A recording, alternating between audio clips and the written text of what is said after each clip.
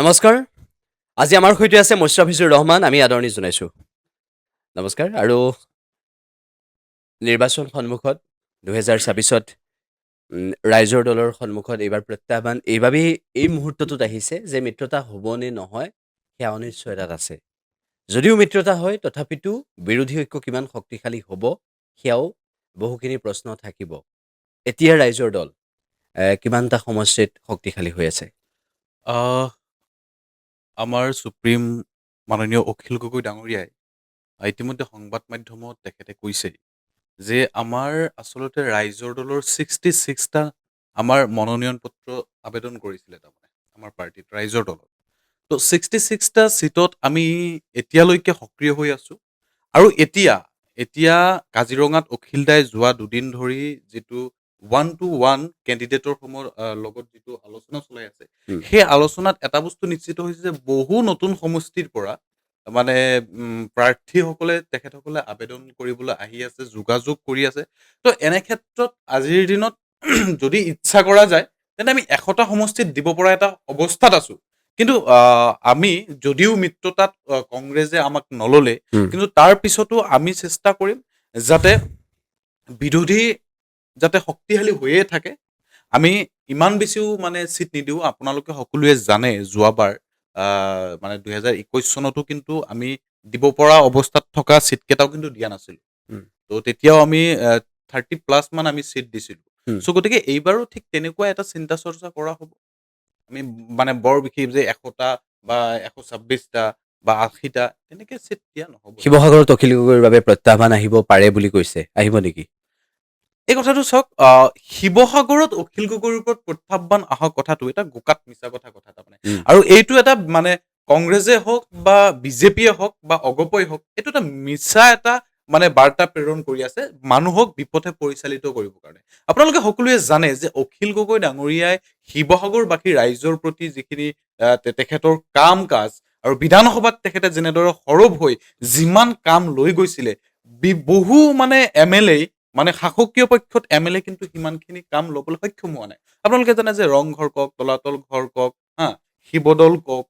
আজি শিৱসাগৰ সমষ্টিৰ শিৱসাগৰ কেন্দ্ৰবিন্দুটোক কেনেকে আটক ধুনীয়া কৰি পেলালে। উম, সেই আটক-ধুনীয়া কৰি পেলোৱাৰ আঁৰৰ মানুহজন কিন্তু অখিল গগৈ। ঠিক আছে। মই বুজিছোঁ। আপুনি গোৱালপাৰাৰ সন্তান। হয়। গোৱালপাৰাৰ দুটামান বিষয় উত্থাপন কৰিব বিচাৰিছোঁ। গোৱালপাৰাত উচ্ছেদ চলিছিল আৰু সেই উচ্ছেদৰ পিছত গোৱালপাৰাৰ উচ্ছেদক লৈ ভিন্ন প্ৰতিক্ৰিয়া হ'ল। আমি গোৱালপাৰাৰ উচ্ছেদ দেখিলোঁ আৰু গোৱালপাৰাৰ উচ্ছেদৰ পিছত পুনৰ সংস্থাপনৰ বিষয়টোক চৰকাৰে কিমান দূৰ গুৰুত্ব দিছে সেয়াও আমি নাজানো এতিয়ালৈকে। কিন্তু সেই উচ্ছেদ পুনৰ সংস্থাপন এই দুটা বিষয়ত আপোনাৰ মন্তব্য কি? চাওক, অসম চৰকাৰে বিজেপি চৰকাৰে হিমন্ত বিশ্ব শৰ্মাই যেনেদৰে আচলতে উচ্ছেদ কৰিছে, এই উচ্ছেদটো কেৱল তেখেতৰ ৰাজনৈতিক মেৰুকৰণৰ কাৰণে উচ্ছেদটো কৰিছে। আপোনালোকে সকলোৱে জানে যে যিসমূহ গোৱালপাৰাতে কওক, ধুবুৰীতে কওক বা কৃষ্ণাই পাইকানত যিখিনি উচ্ছেদ হ'ল, সেই উচ্ছেদসমূহৰ কেছ মই নিজে এজন অধিবক্তা হিচাপে গুৱাহাটী উচ্চ ন্যায়ালয়ত মই উঠিছিলোঁ। চাওক, মানে আপোনাৰ তাতে হেলাপাখৰি নামৰ এটা অঞ্চলত মানে আচলতে কেনেদৰে সেই মানুহখিনিক হাৰাশাস্তি কৰা হৈছে তাৰে এটা উদাহৰণ মই দাঙি ধৰিব বিচাৰিছোঁ।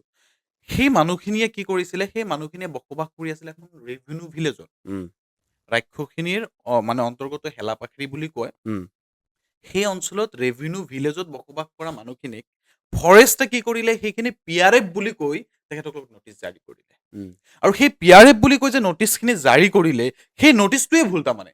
এখন ৰেভিনিউ ভিলেজত আপোনাৰ PRF মানে ফৰেষ্টে কেতিয়াও নটিচ দিবই নোৱাৰে। উম, আৰু দ্বিতীয় কথাটো হ'ল যে সেই ৰেভিনিউ ভিলেজটো মানে ৩ মাহৰ ভিতৰত নেটত যি মেপ আছিলে, মেপ কাটি দিয়া হৈছে। তাৰপিছত আপোনাৰ চাৰ্কেল অফিচত যিখিনি আপোনাৰ মেপ আছিলে, সেইখিনিও কাটি দিয়া হৈছে। কিন্তু সেই অঞ্চলৰ মানুহখিনিৰ তাততো আগৰ তথ্য আছিলেই। উম, তো তেনেকে আমি হেৰিত লেখ আবেদন কৰিলোঁ গুৱাহাটী উচ্চ ন্যায়ালয়ত। কৰাৰ পিছত ষ্টে অৰ্ডাৰ দিছে। আজিৰ দিনলৈকে সেই অঞ্চলসমূহত আপোনাৰ উচ্ছেদ হোৱা নাই। ঠিক তেনেকুৱাকে বহু আছে আৰু আপোনাৰ এই যে ৰিচেণ্টলি আপোনাৰ হেৰি বুলি কয়, আপোনাৰ কি বুলি কয়, সোণাপুৰ বুলি কয়, তাতে উচ্ছেদ হৈ আছে। উম, সেই সোণাপুৰত নটিচ জাৰি কৰিছে, ঠিক একেটা প্ৰব্লেম। উম, তাৰমানে বিজেপি চৰকাৰে এনেকে ভুৱা মানে নটিচ দি সেই মানুহখিনিক উচ্ছেদ কৰাই আছে। উম, আৰু দ্বিতীয় কথাটো হ'ল যে মানে ধুবুৰীৰ কথাটোৱে কওক, ধুবুৰীত কি হৈছে, আপোনাৰ ম্যাদী পাট্টা থকা মাটিসমূহো আপোনাৰ তেখেতসকলে উচ্ছেদ কৰিছে। উম, কেৱল আদানী আৰু আমদানি উম, আম্বানীক তেখেতসকলে মাটিখিনি গতাই দিয়াৰ কাৰণেই এই মানুহখিনিক উচ্ছেদ কৰা হৈছে।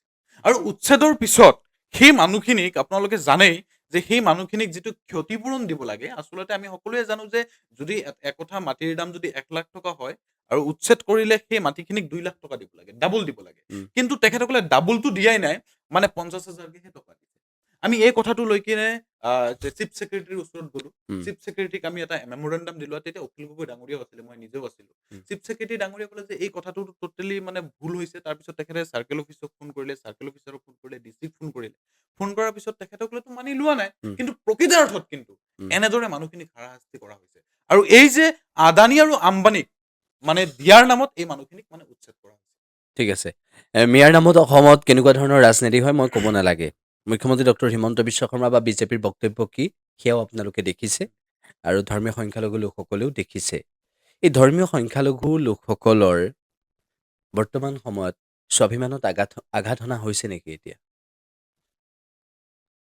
ডেফিনেটলি চাওক, মানে সংখ্যালঘু লোকসকল মানে মই বাৰংবাৰ এটা কথা কওঁ, মই বহুত টিভি টকত এই কথাটো কওঁ, যে এই যে মিয়া মানুহখিনিক যে অচিনাকি বাংলাদেশী উম, হা, এই মানুহখিনিক যে এনেকুৱা যে টেগ লগোৱা হৈছে, উম, এই মানুহখিনিক তেনেকুৱা টেগ লগোৱাৰ আগত মোৰ এটা প্ৰশ্ন থাকে সেই চৰকাৰলৈ, যে এই মানুহখিনি স্বদেশী নে বিদেশী উম, সেইটো চিনাক্ত কৰিব লাগে। উম, যদি স্বদেশী তেন্তে তেখেতসকলে পূৰ্ণ মৰ্যাদা পোৱাটো তেখেতসকলৰ অধিকাৰ। উম, আৰু যদি বিদেশী তেন্তে তেখেতসকলক যোনখন দেশৰ পৰা আহিছে সেই দেশত তেখেতক বিতৰণ কৰাটো চৰকাৰৰ দায়িত্ব।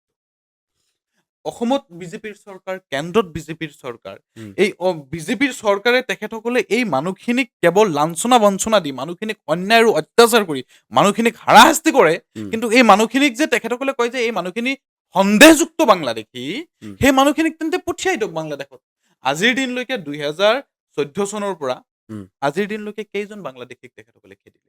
উম, আমিও কৈছো, আমি ৰাইজৰ দলেও কৈছো যে 1971 চনৰ 24 মাৰ্চৰ পিছত অহা যদি এজনো বাংলাদেশী যদি অসমত সঁচাকে থাকে, উম, সেই বাংলাদেশীখিনিক বাংলাদেশত পঠিওৱাৰ দায়িত্বটো চৰকাৰৰ। উম, আমি এইটো আহ্বান কৰিছো, অসমখনক বিদেশী মুক্ত কৰিব লাগে। উম, কিন্তু তেখেতসকলে বিদেশী মুক্তৰ নামত কেৱল মিয়াক টাৰ্গেট কৰি উম, প্ৰকৃতাৰ্থক বাংলাদেশীসকলক বাংলাদেশত পঠিয়াই নিদি মিয়া এটা টেগ লগাই ৰাজনীতি মেৰুকৰণ সাজি তেখেতসকলে 26ৰ নিৰ্বাচন পাৰ কৰিব বিচাৰিছে। উম, আপোনালোকে জানেই যে এই যে আপোনাৰ কি বুলি কয়, এই যে ৰিচেণ্টলি আপোনাৰ কাৰ অধীনত উম, 69,000 বাংলাদেশী, মানে বাংলাদেশী চিনাক্তকৰণ হোৱা 69,000 বাংলাদেশীক কিন্তু ভাৰতীয় নাগৰিকত্ব দিবলৈ ওলাইছে হিমন্ত বিশ্ব উম, হিন্দু।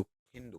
উম, এটা কথা মোক কওকচোন, যে 1971 চনৰ 24 মাৰ্চৰ পিছত অহা এজন বাংলাদেশীক আৰু অসমীয়া জনসাধাৰণে মানি লোৱা এইটো উচিত নে? আমি কিমান আৰু বিদেশী বুজা গাত ল'ম? উম, আমি বিদেশীৰ বুজা গাত লোৱা সহ্য পাৰ হৈ গ'ল। সেইটোৱে ইন্দিৰা গান্ধীৰ সময়ত তেখেতসকলে 1971 24 মাৰ্চলৈকে সেইটো লাষ্ট কাট অফ গ'ল। উম, কিন্তু তাৰ পিছত আকৌ 2014 চনলৈকে উম, এই কাৰ জৰিয়তে মানি লোৱাটো এতিয়া কেতিয়াও সম্ভৱপৰ কথাই নহয় তাৰমানে। উম, গতিকে কেৱল মিয়া, বাংলাদেশী আৰু অচিনাকি উম, এইটো এটা পলিটিকেল ৱৰ্ডহে, উম, বেলেগ একো নহয়। এই মানুহখিনি একচুৱেলি শ্ৰমজীৱী, খাটি খোৱা দৰিদ্ৰ লোক। এই মানুহখিনি আজি মিয়াই কি কৰে? উম, মিয়াই নামনি অসমত খেতি কৰে। উম, বছৰত 3বাৰকৈ খেতি কৰে। সেই খেতিৰ পৰা খেতি শস্য উৎপাদন হোৱাৰ পিছত সেইটো টেক্সটো কোনে পায়? চৰকাৰে পায়। উম, সেই তাৰ পৰা লাভান্বিত কোনে হৈ আছে? চৰকাৰে হৈ আছে। তেন্তে এই মিয়াই বেয়া কৰি আছে নে ভাল কৰি আছে? কৰ্মজীৱী মিয়াখিনিক হিমন্ত বিশ্ব শৰ্মাই কষ্ট দিব লাগে বুলি কয়, 5 টকাৰ জেগাত 4 টকা দিব লাগে বুলি কয় ৰিক্সাৰ ভাড়া। আপুনি কওকচোন যে অসমীয়া ৰাইজৰ, অসমীয়া স্বাভিমানী ৰাইজৰ এইটো আহ্বান হ'ব পাৰে নেকি? এইটো কথা হ'ব পাৰে নেকি যে এজন দৰিদ্ৰ লোকক 5 টকাৰ জেগাত 4 টকা দিব? এইটো অসমীয়া ৰাইজৰ ভাষ্য নহয়। এই ভাষ্যটো হিমন্ত বিশ্ব শৰ্মাৰ ভাষ্য। এইটো এটা সাম্প্ৰদায়িক ভাষ্য। এই সাম্প্ৰদায়িক ভাষ্যৰ জৰিয়তে 26ৰ নিৰ্বাচন পাৰ কৰিব বিচাৰিছে। কিন্তু এতিয়া আজিৰ দিনত অসমীয়া ৰাইজে গোটেই কথাটো বুজি পাইছে আৰু এই বুজি পোৱাৰ পিছতেই আজি হিমন্ত বিশ্ব শৰ্মা শংকিত। উম, আজি আপুনি চাইছেনে নাই? আজি এতিয়া এবাৰ তেখেতসকলে মিয়াক কিমান কষ্ট দিব লাগে বুলি কয়, মিয়াক মানে খেদিম, মিয়াক মই কষ্ট দি থাকিম। এতিয়া আকৌ কি কৈছে চাইছেনে নাই? মিয়াকো খিলঞ্জীয়া কৰি দিলে।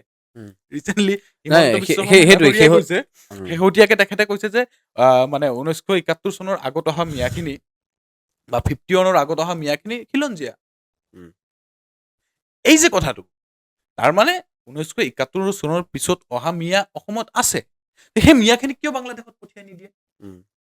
সেইটো দিয়াৰ দায়িত্বটো চৰকাৰৰ। সেইটোৱে শেহতীয়াভাৱে গুৱাহাটী উচ্চ ন্যায়ালয়ত যেতিয়া গোচৰ দিলে মুখ্যমন্ত্ৰী ডক্টৰ হিমন্ত বিশ্ব শৰ্মাৰ উম, ঘৃণা বিয়পোৱা হয়। ৰাজনীতিৰ বিৰুদ্ধে, তাৰপিছতে মুখ্যমন্ত্ৰীগৰাকীৰ বক্তব্য সলনি হৈছে। উম, এতিয়া বিষয়টো হৈছে যে আমি ৰাজনীতিৰ কথাও পাতিলোঁ আৰু তাৰ সমান্তৰালভাৱে গোৱালপাৰাৰ প্ৰেক্ষাপটৰ আন কিছুমান প্ৰসংগও আনিলোঁ। গোৱালপাৰাত বৰ্তমান সময়ত ৰাইজৰ দলৰ গোৱালপাৰা পূবত ৰাইজৰ দলৰ আব্দুৰ ৰছিদ মণ্ডলে প্ৰতিদ্বন্দ্বিতা কৰিব। উম, তেখেত কংগ্ৰেছত আছিল, ৰাইজৰ দললৈ আহিল আৰু ৰাইজৰ দলৰ পৰা প্ৰতিদ্বন্দ্বিতা কৰিব। সুযোগ আছেনে? ডেফিনেটলি সুযোগ আছে।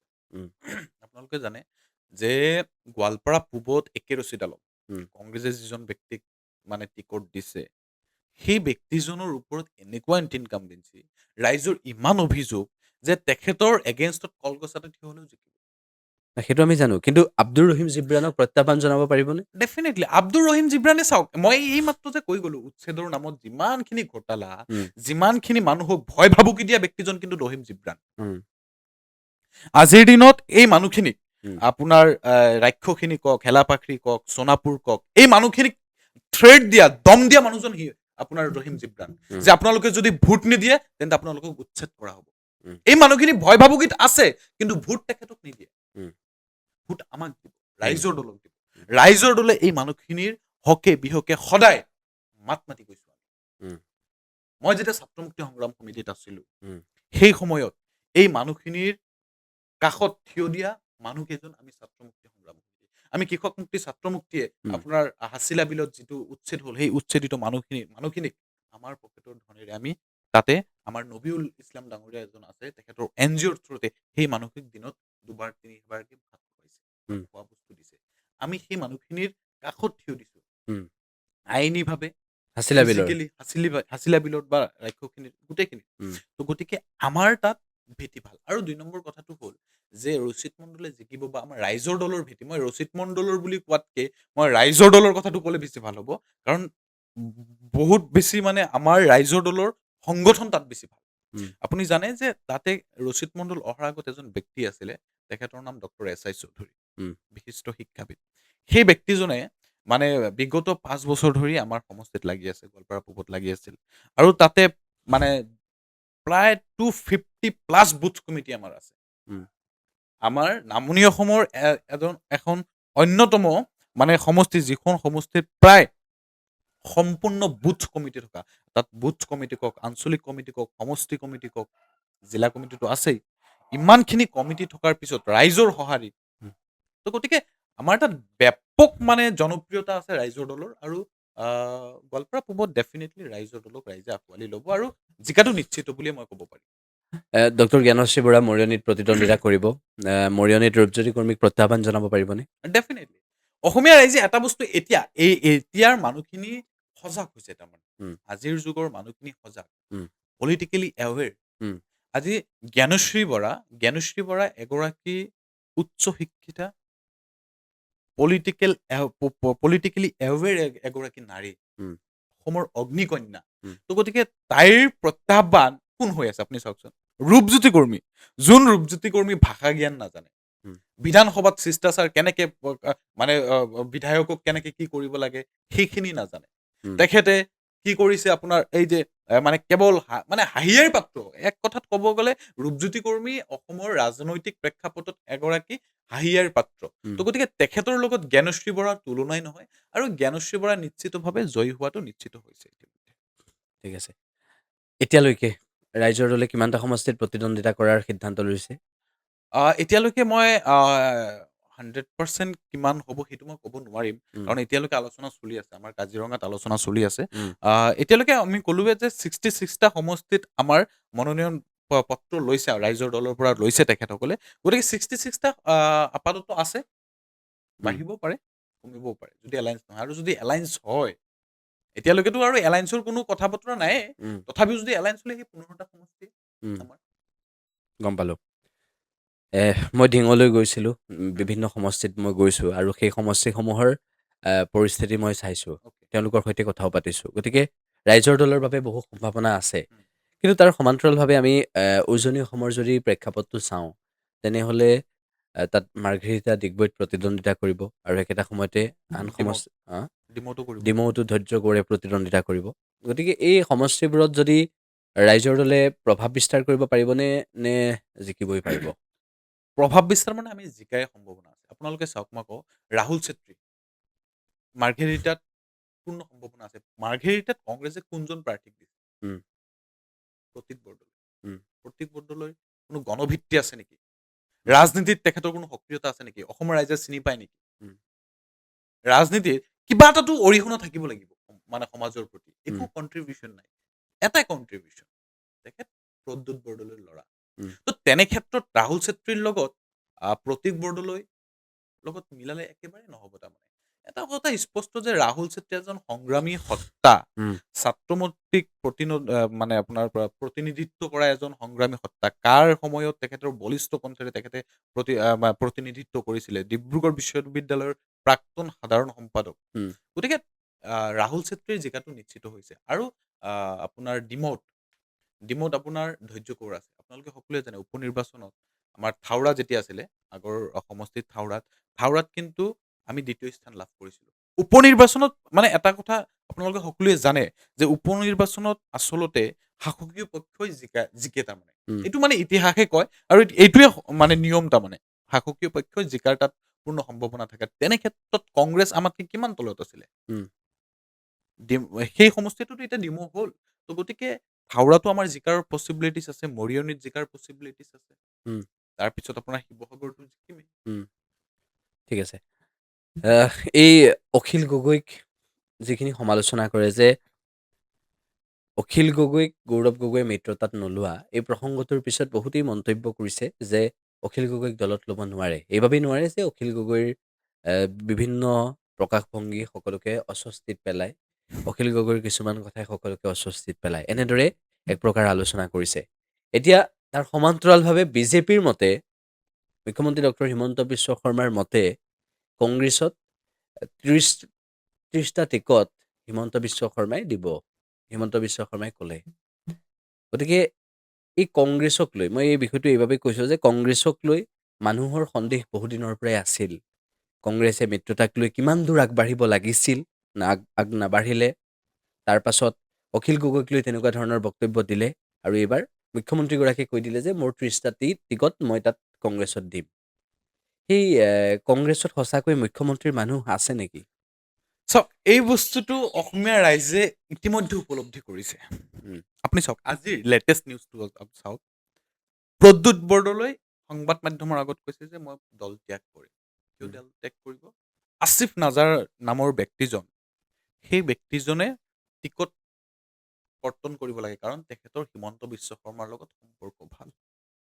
এইটো অভিযোগত তেখেতে দল ত্যাগ কৰিব বিচাৰিছে। ৰেকিবউদ্দিন আমি সকলোৱে জানে, জাকিৰ শিকদাৰ, এই কথাখিনি অসমীয়া ৰাইজেও জানে উম, যে এইবিলাক নেতা হিমন্ত বিশ্ব শৰ্মাৰ লগত অতি ঘনিষ্ঠ। উম, তাৰ পিছতো এখেতসকলকে টিকেট দিয়া হয়। উম, আজি চমৰীয়াত ৰেকিবউদ্দিনতকে ভাল প্ৰাৰ্থী আমান ৱাদুদ নামৰ এজন যুৱ নেতা, উম, কিমান আছে। তথ্যভিত্তিক কথা কয়। উম,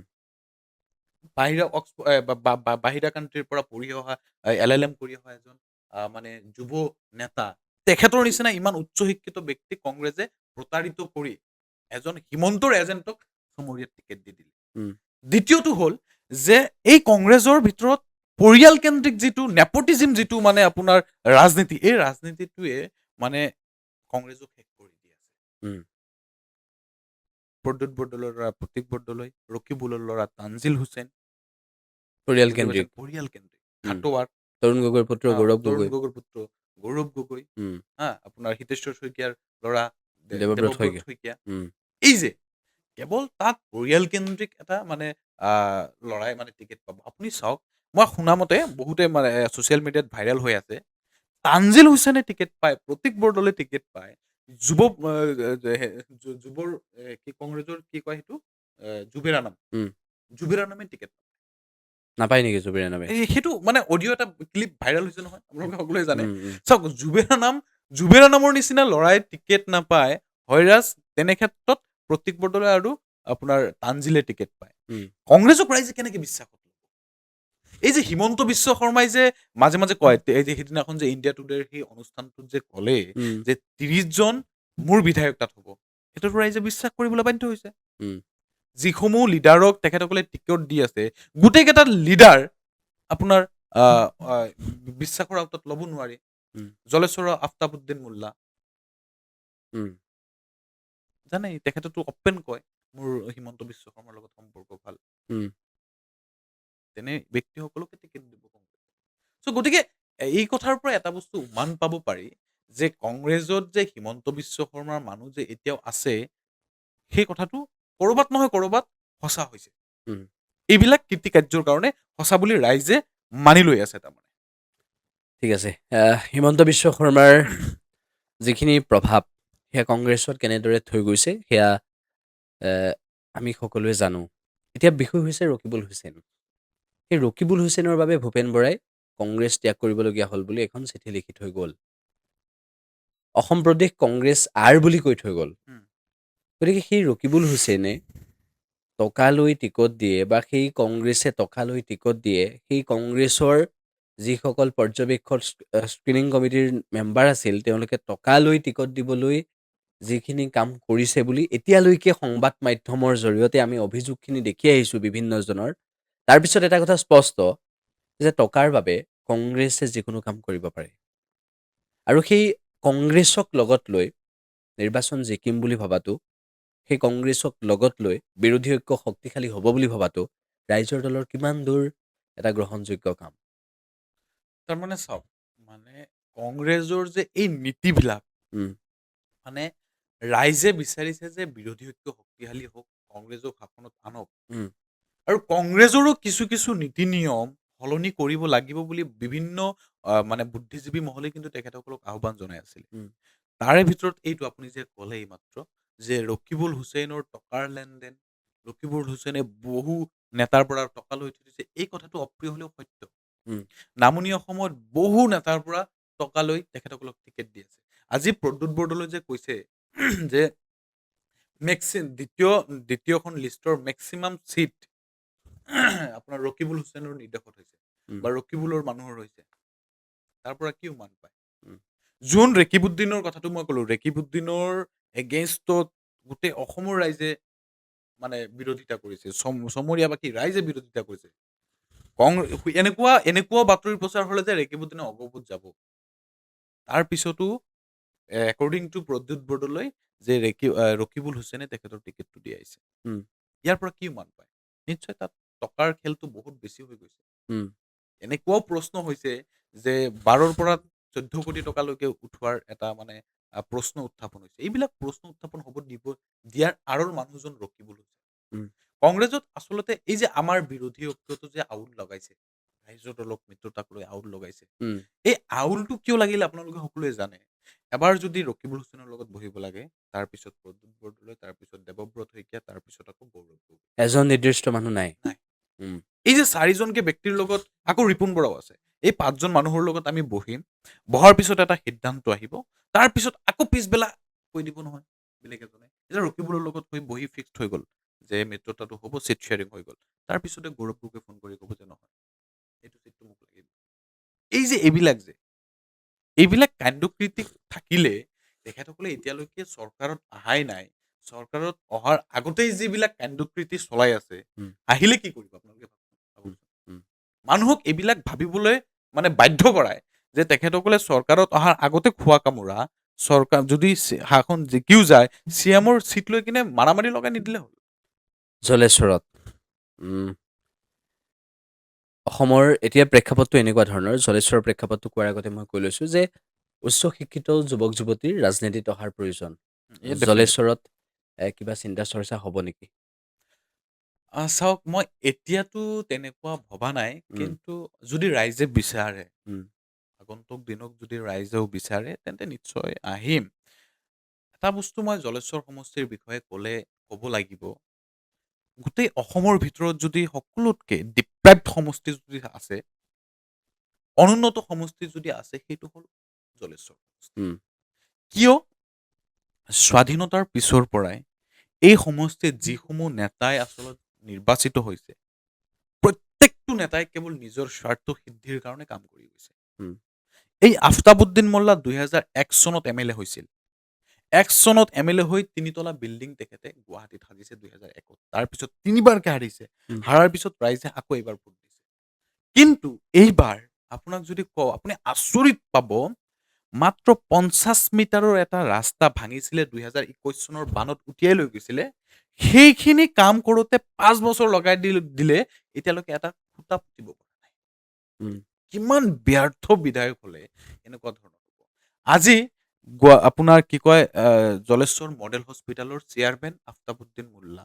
উম, সেই হস্পিটালত মাত্ৰ 2জনকে চিকিৎসক। উম, এইটো লেখ আবেদন দিবলৈ তেখেতৰ কোনো মানে অৰিহণাই নাই, কামেই নাই। তাত মই নিজে আন্দোলন কৰিছিলোঁ ছাত্ৰমুক্তিত থাকোঁতে। ডক্টৰৰ অভাৱত মোৰ ভাইটি চিৰিয়াছ কণ্ডিশ্যন হৈছিল। মই গোৱালপাৰাত লৈ যাম, এম্বুলেঞ্চ আছিলে তেতিয়া, সেই এম্বুলেঞ্চত অক্সিজেন নাই। সেই এম্বুলেঞ্চত আপোনাৰ মানে একমেণ্ডেশ্যনে নাই। তেনে ক্ষেত্ৰত এনেকুৱা মডেল হস্পিটেল, কিন্তু উম, বিধায়কৰ কাম কি? এইবিলাক বস্তু তত্ত্বাৱধান কৰা নাই। তাৰ আগত চাহাবুদ্দিন আহমেদ আছিলে, উম, AIUDF ৰ MLA। চাহাবুদ্দিন আহমেদ যেতিয়া MLA হ'ল, MLA হোৱাৰ পিছত স্কলাৰশ্বিপৰ ইমান ডাঙৰ কেলেংকাৰী কৰি পেলালে নহয়, শ্বহীদৰ উম, MLA স্কলাৰশ্বিপৰ কি ক'ম মানে। এই যে নেতাবিলাক, এই নেতাবিলাকে কেৱল নিজৰ স্বাৰ্থ সিদ্ধিৰ কাৰণে MLA হয়। আজিৰ দিনত জলেশ্বৰ সমষ্টিত মানে ফিট কেণ্ডিডেটৰ অভাৱ, শিক্ষিত কেণ্ডিডেটৰ অভাৱ। উম, আজি জলেশ্বৰ সমষ্টিত যদি আমাৰ নিচিনা যুৱকসকল যদি ওলাই নাহে, উম, শিক্ষিত যুৱকসকল যদি ওলাই নাহে, উম, তেন্তে এই সমষ্টিৰ মানে উন্নয়নৰ কথা চিন্তা কৰাটো আকাশত চাং পতাৰ দৰে এটা সপোন হ'ব। গতিকে সমষ্টিটোত ৰাইজৰ দাবী যে যুৱসকল ওলাই আহিব লাগে, কিন্তু এটা মাৰপেটত হাৰি যায়। উম, মানে নিৰ্বাচনত টকাৰ বহুত প্ৰয়োজন। উম, আমাৰ নিচিনা ল'ৰাসকলে নিৰ্বাচনত অৱতীৰ্ণ হ'ব নোৱাৰে, কাৰণ আমাৰ টকা নাই, উম, আমাৰ টকাৰ অভাৱ। কিন্তু আমাৰ কামৰ প্ৰতি স্পৃহা আছে, সমাজৰ প্ৰতি আমি দায়বদ্ধ, উম, সমাজৰ প্ৰতি আমি বহুত কণ্ট্ৰিবিউশ্যন আছে, কিন্তু তথাপিও আমি নিৰ্বাচনত অৱতীৰ্ণ হ'ব যে সাহস নাপাওঁ। কিয়? আমাৰ টকাৰ অভাৱ। যেতিয়ালৈকে এই ট্ৰেণ্ডটো যেতিয়ালৈকে সলনি নহ'ব, যে নিৰ্বাচনত আচলতে প্ৰকৃত মানে সমাজপ্ৰেমী, প্ৰকৃত জনদৰদী নেতাসকল বা শিক্ষিত যুৱকসকল যেতিয়ালৈকে বিনা স্বাৰ্থে, টকাৰ বিনিময়ত নহয়, টকাৰ অবিহনে যদি তেখেতসকলক নিৰ্বাচিত কৰে, তেতিয়াহে সমষ্টিৰ উন্নয়ন হোৱাটো নিশ্চিত। এটলিষ্ট বিধানসভাত আহি যাতে সমষ্টিৰ কথাটো ৰিপ্ৰেজেণ্ট কৰিব পাৰে, সমষ্টিত কি অসুবিধা আছে এই কথাখিনি যাতে ক'ব পাৰে। উম, আজিৰ দিনত আফতাবুদ্দিন মোল্লাই 2 মিনিট পায়, 2 মিনিটত হেৰি কৰি 3 মিনিট খেদায়। উম, তেখেতে নদী গৰাখহনীয়া ক'ব নোৱাৰে এজন বিধায়ক। মোৰতো লাজ লাগিছে আজি আপোনাৰ পডকাষ্টত আহি মই এনেদৰে আমাৰ সমষ্টিৰ বিধায়কক এনেদৰে ক'বলৈ লাজ লাগি আছে যে তেখেত বিধানসভাত আহি নদী ভাংগুন বুলি কয়। আপুনি কওকচোন, ভাংগুন কোনো শব্দ আছে নেকি? উম, নাই। নদী গৰাখহনীয়া। উম, এনেকুৱা এজন নেতাক আমি বাছনি কৰোঁ, যে তাৰ পিছত আমি সমষ্টিবাসী হিচাপে লাজ পাব লাগে অসমীয়াৰ আগত। উম। গতিকে এই বস্তুবিলাক আমি যেতিয়ালৈকে সলনি নকৰিম, তেতিয়ালৈকে সমষ্টিৰ উন্নয়নৰ কথা ভবাটো আকাশত চাং পতাৰ দৰে। সেইটোৱে। গতিকে ৰাজনীতিত উচ্চ শিক্ষিতৰ প্ৰয়োজন আছে নিশ্চিতভাৱে, আৰু তাৰ সমান্তৰালভাৱে ৰাইজৰ দলে বৰ্তমান কেনেদৰে আগবাঢ়িছে সেইখিনি কথাও আপুনি ক'লে। গতিকে এইখিনি সময় আপুনি দিয়াৰ বাবে ধন্যবাদ। আৰু লগতে আগন্তুক যি ৰাজনৈতিক চিন্তা চৰ্চা আছে আৰু ৰাইজৰ দলৰ জৰিয়তে যিখিনি সেৱা কৰাৰ মনোভাৱ আছে, আপোনাৰ সেইখিনি সফল হওক, আমি সেইটোৱে বিচাৰিম। অনুষ্ঠানত আহ, আপুনি অংশগ্ৰহণ কৰিলে, বহুখিনি ভাল কথা ক'লে। আমি আপোনাক ধন্যবাদ জ্ঞাপন কৰিছোঁ। ধন্যবাদ, আপোনাকো ধন্যবাদ জ্ঞাপন কৰিছোঁ। মোৰ নিচিনা এজন নগণ্য ব্যক্তিক এনেদৰে মাতি আনি পডকাষ্টত সুধিলে। অৱশেষত এটাই আহ্বান জনাম যে আমাৰ পৰিৱৰ্তনৰ দৰকাৰ আছে, উম, অসমখনক সলনিৰ দৰকাৰ আছে। এই ফেচিবাদী বিজেপি চৰকাৰক উফুৰোৱাৰ দৰকাৰ আছে, আৰু কেৱল উফুৰাবলৈ হ'লে আমাৰো কিছু পৰিৱৰ্তনৰ দৰকাৰ আছে, আমাৰো আত্মসমালোচনাৰ দৰকাৰ আছে। আমি এই গোটেইখিনি কথা মনত ৰাখি নিৰ্বাচনত অৱতীৰ্ণ হ'ব লাগে বুলি আহ্বান জনাইছোঁ। ঠিক আছে, ধন্যবাদ।